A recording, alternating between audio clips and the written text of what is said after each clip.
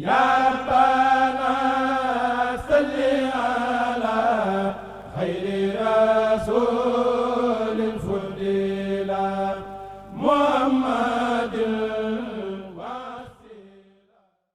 avez pu vous délecter de ces mélodies qui nous ont bercé 1 heure durant par le courriel des adolescents de Hizb ut-Tarqiyyah qui a déclamé plusieurs titres.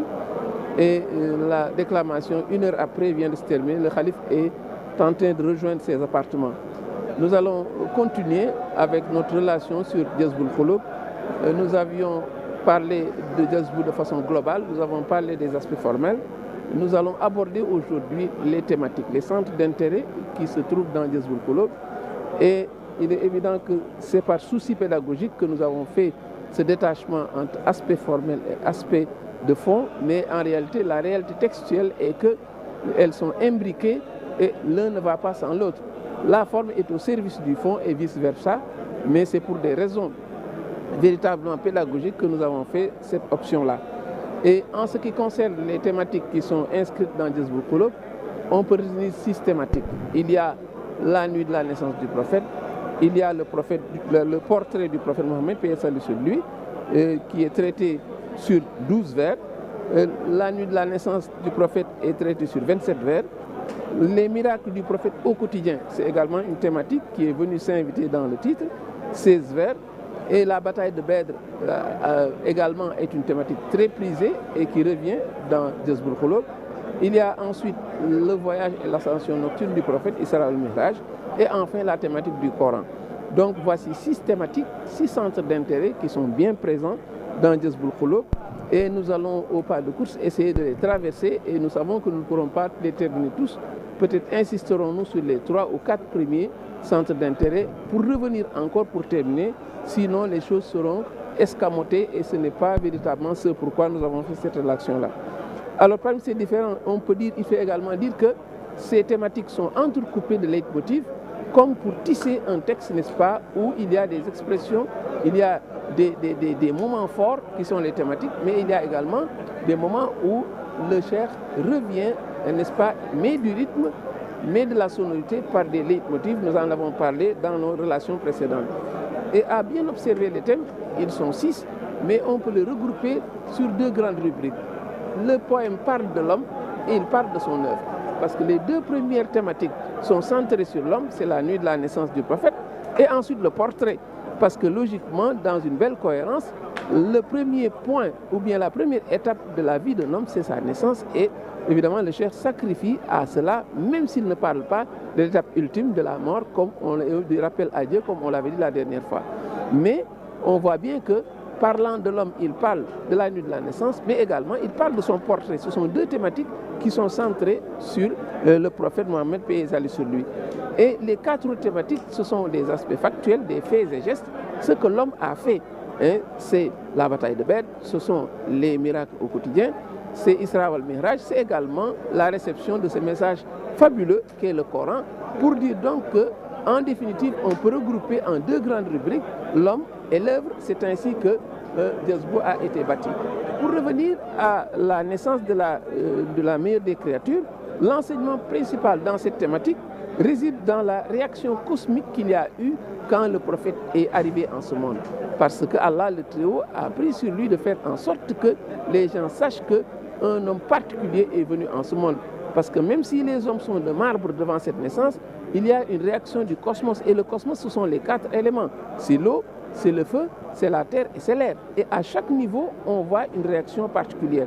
Parce qu'au vers 36, le feu des Pyrées va s'éteindre. Au vers 37, la source de Sawa, l'eau, va également tarir. Au vers 38, il y a des comètes lancées, des cailloux lancés en comète dans l'air, donc l'air également est éclairé. À terre également, c'est le chaos pour tous les superbes qui se glorifient. C'est le palais de Koroès qui craque. C'est également le lit impérial qui se brise. Pour dire donc que quand la vérité est venue, n'est-ce pas, l'erreur s'est dissipée. Quand le prophète est venu, tout ce qui semblait grandiose ou important va s'estomper au profit de celui qui seul peut incarner la grandeur, en l'occurrence le prophète. À cela, il faut ajouter les miracles annonciateurs de cette venue. Parce que quand on tient compte de l'épisode d'Abraham, l'année de l'éléphant, c'était bien avant la naissance du prophète, mais est annoncé l'arrivée de ce prophète glorieux. Et si Abraha a échoué dans son projet funeste, mais c'est grâce à la bénédiction du prophète Mohammed, paix et salut sur lui. Cet homme que le cheikh appelle Mustarrajun min al-alam, un Coran pervers parmi les créatures, va échouer lamentablement parce que simplement il voulait prendre à partie la Kaaba. Et par la bénédiction du prophète qu'il a pu, et que c'est là que son projet a échoué. Donc si le prophète peut faire des miracles avant même sa naissance, a fortiori s'il arrive en ce monde. Donc ça c'est le premier aspect qu'il faut retenir. Et pour l'épisode d'Abraham, il faut retourner au vers 92. Cette thématique de la nuit de la naissance du prophète est assortie de tous les bienfaits que celui qui célèbre la nuit de la naissance du prophète peut avoir. C'est également inclus dans cette thématique. Il y a aussi l'opportunité pour battre en brèche le point de vue de ceux qui veulent s'arroger, s'insurger, ceux qui veulent s'insurger contre la célébration de cette nuit.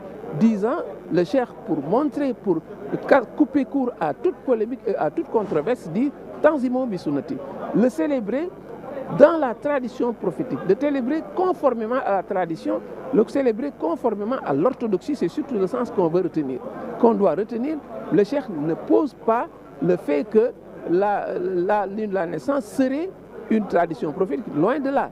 Il montre que l'on doit le célébrer conformément à l'orthodoxie, en faisant quoi? Dans l'adoration, mais également par les réjouissances, bisoukarin aoulahami, par des mets qui sont distribués gracieusement avec de la viande ou avec, n'est-ce pas, du sucre.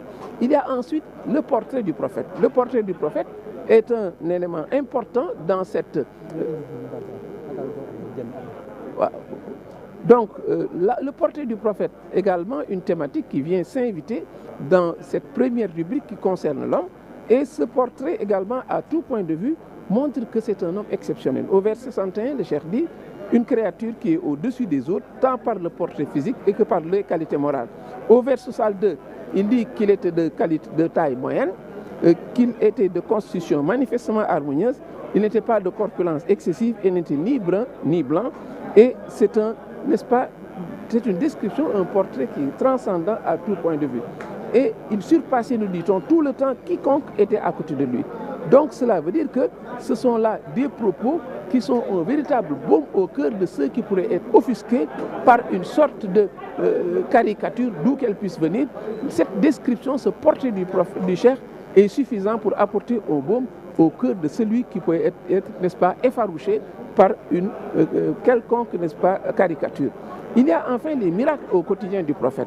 Le prophète, ce qu'il faut retenir, sa prééminence tient au fait que les Ulul Azm, qui sont les 4 prophètes qui viennent après lui, eux sont caractérisés par un seul miracle qu'on peut dire. Noé, on pense au déluge. Abraham, on pense à ce feu qui a été refroidi. Le prophète Moussa et la mer qui a été fendue. Et enfin, l'ascension du prophète Insa. Ce sont là quelques-uns des miracles où chacun a un miracle dédié. Avec le prophète Mohammed, il y a une profusion de miracles pour dire donc qu'en termes d'envergure, ils ne sont même pas comparables. Et cela également est très apparent. Au vers 89, par exemple, le cheikh dit, il est parmi ces miracles la supplication des oiseaux, le chameau qui s'est plaint à lui, le jaillissement d'une eau pure abondante de sa main, la glorification d'un aliment dans le creux de sa main, la parole que le ciel lui a adressée. Il y a enfin une autre thématique, c'est la bataille de Badr. La bataille de Badr, nous allons la traverser parce que nous allons revenir là-dessus plus amplement au 17e jour, puisque ce jour coïncide avec la bataille de Badr.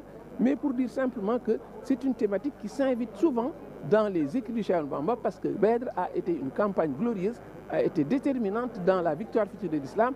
Il est plein d'enseignements, la bataille de Badr, elle est pleine d'enseignements. Et c'était également une opportunité pour montrer la prééminence du prophète Mohammed, paix et salut sur lui. Nous allons y revenir dans les prochaines relations parce que le temps nous est compté et finalement, nous ne pourrons pas évoquer toutes les thématiques. Nous avons évoqué 3 thématiques. Nous reviendrons sur les 3 autres lors de la révélation. Merci de nous avoir suivis et à bientôt dans un autre numéro.